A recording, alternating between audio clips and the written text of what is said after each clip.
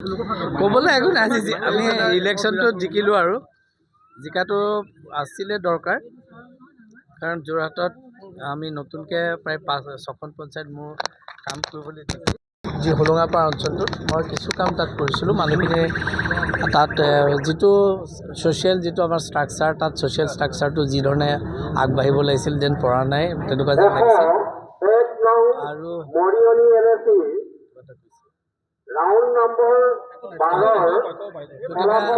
আমি তাত সেইকাৰণে মই তাত অকণমান কাম কৰিছিলোঁ 2টা বছৰ, আৰু পাব্লিকখিনিয়ে মোক কিবা এটা কাৰণে ভাল পালে চাগে, নহ'লে মইতো এনেকৈ ভোট নাপালোঁহেঁতেন। আৰু মই যোৰহাটৰ ডেভেলপমেণ্টৰ ক্ষেত্ৰত আমি অলপ আমাৰ ভাল পাইছিলোঁ এইকাৰণে যে আমাৰ বহুত পঞ্চায়ত কমি গ'ল, সেইকাৰণে ইয়াত কামবিলাক কৰিবলৈ মোৰ সুবিধা হৈছিল। আৰু 5টা বছৰ মই যিহেতু বিধায়ক হিচাপে আছিলোঁ, গতিকে বিধায়ক থকাৰ কাৰণে মই কামবিলাক ৰাজহুৱা কামবিলাক কৰাত মই সক্ষম হৈছিলোঁ। আৰু এইবাৰ মই উঠাটো জানেই, মই তেনেকৈ কোৱা নাছিলোঁ প্ৰথম অৱস্থাত, কিন্তু যিহেতু দলে মোক নামটো দিলে, আৰুতো মোৰ অপোনেণ্ট যিজন তেওঁ কংগ্ৰেছৰ প্ৰেছিডেণ্ট বৰ্তমান ষ্টেটৰ, তেওঁৰ কাৰণে হয়তো মোৰ নামটো আহিলে, আৰু মোক যিহেতু নামটো দিলে, মই তেতিয়া এইটো মই যিহেতু দলে মোক যথেষ্টখিনি আগতে সহায় কৰিছে, মই দলটোৰ স্বাৰ্থত মই পুনৰ নিৰ্বাচনত অংশগ্ৰহণ কৰিলোঁ, যদিও মই নিজাববীয়াকৈ কৰিম বুলি কোৱা নাছিলোঁ। গতিকে যিকি নহওক দলে মোক এইটো সুযোগ দিলে, আকৌ এটা এই সুযোগটো লৈ মোৰ গৌৰৱ হাৰিলে, উপায়টো নাই, সিও আমাৰ যোৰহাটৰে ল'ৰা। আৰু আপোনালোকে জানে মোৰ পাৰ্চনেলি কাৰো লগত মানে একো এনিমিটি নাথাকে, সেইকাৰণে মই তেওঁৰ প্ৰতি মই কৈছিলোঁ যে কোনোবা এটাহে জিকিম, যদি মই এইবাৰ জিকিম যেন লাগিছে, মই তেওঁক কৈছিলোঁ পিছত তুমিও জিকিবা কেতিয়াবা, নহয় জানো, কেতিয়াবা থাকে মানুহে তেনেকৈ কৰিব। কিন্তু মই আমাৰ ৰাজনীতিটো মই অকণমান যোৰহাটৰ ৰাজনীতিটো অলপ বেলেগ ধৰণে ৰাখোঁ।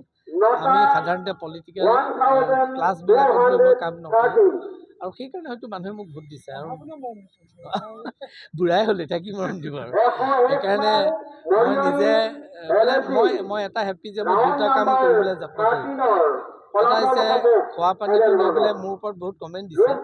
খোৱা পানীৰ পইচা মোৰ দিনত অহা নাছিল, তৰুণ গগৈৰ দিনত 300 কোটি টকা পাইছিল ৱৰ্ল্ড বেংকৰ পৰা। 2টা বছৰ তেওঁলোকে কেৱল পাইপ কিনিলে, সেই সময়ত মই MLA নাছিলোঁ। 2টা বছৰ পিছত মই MLA হ'লোঁ। MLA হোৱাৰ লগে লগে পানী যোগানৰ গোটেই কামটো মই চেষ্টা কৰিলোঁ। 6খন পঞ্চায়তে পানী পালে, পানী উলিওৱাও কাম হ'ল, কিন্তু কোম্পানী পলাই গ'ল, তেওঁলোকৰ মানে লাভ নোহোৱা হ'ল। আগতে কিবা আছিল চাগে, পাইপ পেলালে, পাইপে বিচাৰি নাপালোঁ আমি, তেওঁলোক পলাই গ'ল। গতিকে এতিয়া মোৰ এটা বিগাৰ চেলেঞ্জ সেইটো। আৰু মই ৰাইজক আজি জনাব বিচাৰোঁ যে 200 কোটি টকা খৰচ কৰি আমি নগৰৰ পানী যোগান কৰিলোঁ, আৰ্ছেনিক মুক্ত ব্ৰহ্মপুত্ৰৰ পানী এতিয়া ডিষ্ট্ৰিবিউশ্যন কৰিব লাগে। আৰু সেইটো অহা মাহ বুলি কৈছোঁ কেলৈ, এই মাহৰ পৰাই মই চেষ্টা কৰিম যে আমি দুটাকৈ ৱাৰ্ডত বিশুদ্ধ খোৱা পানী দিয়াৰ কাৰবাৰটো আৰম্ভ কৰিম, যাতে ৰাস্তাবিলাক যধে মধে খান্দি নেপেলায়, প্লেন ৱে যে কৰিব লাগিব, এইবিলাক আছে মোৰ। আৰু ছুপাৰ স্পেচিয়েলিটি হস্পিটেলৰ কথাটো কৈছিল, মই ইয়াত আমাৰ প্ৰিন্সিপাল আৰু ৰেজিষ্ট্ৰাৰক মই এইটোৱে কৰিব যে তোমালোকে কেনেকুৱা ধৰণৰ পেচেণ্ট ইয়াত বেছিকৈ আহে, সেই পাৰ্টিকুলাৰ বেমাৰকেইটাত যদি আমি ছুপাৰ স্পেচিয়েলিটি প্ৰথমে কৰোঁ বেটাৰ হ'ব। এতিয়া যিটোত বেমাৰ নাথাকে তাৰ ছুপাৰ স্পেচিয়েলিটি নকৰোঁ। মই মুখ্যমন্ত্ৰীক ধন্যবাদ দিছোঁ তেওঁ ছুপাৰ স্পেচিয়েলিটি কৰাৰ কাৰণে, কিন্তু মই ভাবোঁ যিবিলাক বেমাৰত যোৰহাটৰ মানুহ বেছি আক্ৰান্ত হৈ আছে, সেই বেমাৰকেইটাতহে আমাৰ ছুপাৰ স্পেচিয়েলিটি কথাটো প্ৰথমে আৰম্ভ কৰিলে ভাল হ'ব। এইটো এটা মোৰ আছে। আৰু থাৰ্ডলি আমাৰ টাউনখন বহল হৈছে যদিও মই মানুহক গালি চালি পৰা নাই এতিয়ালৈকে, কিন্তু গোটেইখন যধে মধে মানুহে এনক্ৰ'চ কৰি আছে, কোনোবাই হোটেল খুলিছে, কোনোবাই পাচলি দিছে, এইখিনি মই এইবাৰ শেষ কৰিম। এইখিনি মই পাচলি 2খন বজাৰ মই বনাম, যিকোনো উপায়েৰে মানে দুমহলীয়া ঘৰ আমি এটা জেগাত মাটি কিনিব লাগিব, এটা জেগাত মাটি মোৰ আছে।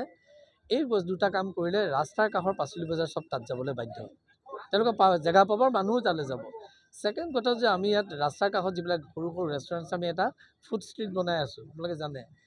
ৰাস্তাৰ কাষত আমি ৰোড ষ্ট্ৰীট মানে এনেকুৱা কৰিবলৈ দিব নোৱাৰোঁ, আৰু সেইকাৰণে বেয়া পালেও পাব, ভাল পালেও পাব, উইল টেক টাফ একশ্যন আহিব লগা সময়টোত। এইকেইটা চাওঁ কি কৰিব পাৰোঁ।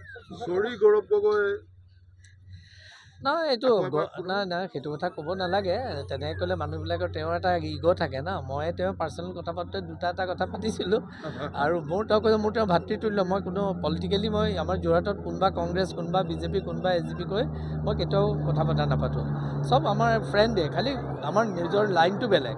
মোৰ যিটো ছিষ্টেম সেই ছিষ্টেমটো মোৰ যিটো চিন্তাধাৰা সেইটোৰ লগত নিমিলে কাৰণে বেলেগ হয় মই এতিয়া চাই আহিছোঁ কংগ্ৰেছৰ নেকি মানুহকেইজনৰ বৰ দুখত আছিলে মই হাঁহি এটা মাৰিম নেকি ভাবিছিলোঁ হ'লে হাঁহিলে আকৌ বেয়াই পাব নেকি নহ'লে মাতটো লগাই আহিলোহেঁতেন বেয়া নাপাব আৰু যি হ'ল আৰু ঘৰলৈ আকৌ চেষ্টা কৰিব এইটোৱে ক'ম আৰু গৌৰৱ গগৈ মই তেওঁক সেইদিনাও কৈছিলোঁ যে একচুৱেলি পাৰ্লিমেণ্টাৰিয়ান হিচাপে তেওঁ যথেষ্ট কাম কৰিছিলে আমাক এটেক কৰিলে বুলি আমি মানুহটোক আৰু বেয়া বুলি কৈ দিলোঁতো সেইটো পাৰ্লিমেণ্টত ডিবেট হ'ব নহয় জানো কিন্তু ডিবেটাৰ এজন পাইছিলে অসমৰ ডিবেটাৰ এজন হৈছিলে দীঘলীয়া ডিবেট কৰিব পৰা এইটো মোৰ যদি দৃষ্টিত আছে হেমবুঢ়া ডাঙৰীয়া আছিল তেনেকুৱা বুলি শুনিছিলোঁ আমি তেখেতক দেখিছিলোঁ কিন্তু তেখেতৰ স্পীচ দেখা নাছিলোঁ কেলৈ আমি পাৰ্লিমেণ্টত যাবলৈ তেতিয়া সময় সৰু আছিলে আমি কলেজ হয়তো পাইছিলোঁগৈ তেখেতক কিন্তু আমি দীনেশ দাৰ লেকচাৰ দেখিছিলোঁ দীনেশ গোস্বামী জানে কংগ্ৰেছৰ পৰা আহি AGPত জইন কৰিছিল সেই দুজনৰ লেকচাৰ তাৰপিছত গৌৰৱৰ লেকচাৰ শুনি মই আপ্লুত হওঁ কাৰণ অসমৰ ল'ৰা তিনিজনে কৈছে যে বাকীসকল এমপিও ভাল মই বেয়া বুলি কোৱা নাই মোকো দিলে মই কাইলৈ সেইটো ইমান